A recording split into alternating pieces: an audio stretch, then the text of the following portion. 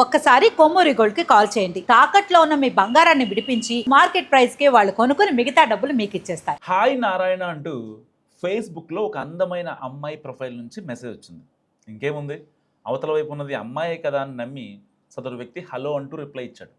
ఆ చిన్న పరిచయం కాస్త చాటింగ్లకు దారితీసింది.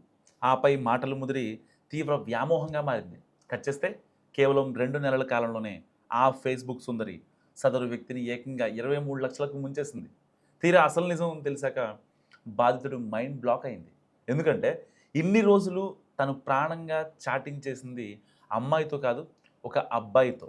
సైబర్ నేరాలపై ప్రజలకు ఒక అవగాహన కల్పించాల్సిన ఒక పోలీస్ కానిస్టేబులే ఈ వలపు వలలో పడి నిలువున మునిగిపోవడం అనంతపురం జిల్లాలో తీవ్ర సంచలనంగా మారింది. అసలు ఏం జరిగిందంటే, అనంతపురం డిఎస్పీ డ్రైవర్గా తలారి నారాయణ స్వామి అనే కానిస్టేబుల్ విధులు నిర్వహిస్తున్నారు. గత మార్చి నెలలో ఆయనకు ఫేస్బుక్లో సాయిశ్రీ అనే పేరుతో ఒక ఐడి నుంచి మెసేజ్ వచ్చింది. దానికి నారాయణ స్వామి రిప్లై ఇవ్వడంతో ఇద్దరి మధ్య నిత్యం చాటింగ్ సాగింది. సాయిశ్రీ అనే పేరుతో ఉన్న అవతలి వ్యక్తి నారాయణ స్వామిని పూర్తిగా తన మాయమాటలతో వలలో పడేసుకున్నాడు. పరిచయం పెరిగిన కొద్ది రోజులకే సదరు ఫేస్బుక్ అకౌంట్ నుంచి అర్జెంటుగా 30,000 కావాలంటూ మెసేజ్ వచ్చింది.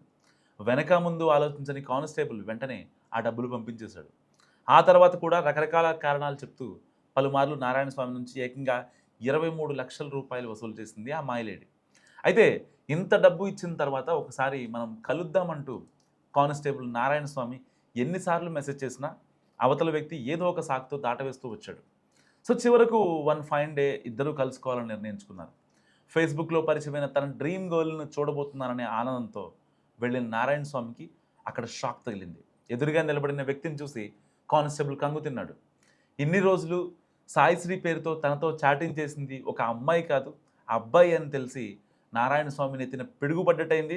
ఇంకా ఘోరమైన విషయం ఏంటంటే, అలా అమ్మాయి పేరుతో మోసానికి పాల్పడిన వ్యక్తి ధర్మవరం పట్టణానికి చెందిన వెంకటేష్ అనే ఒక స్వలింగ సంపర్కుడు.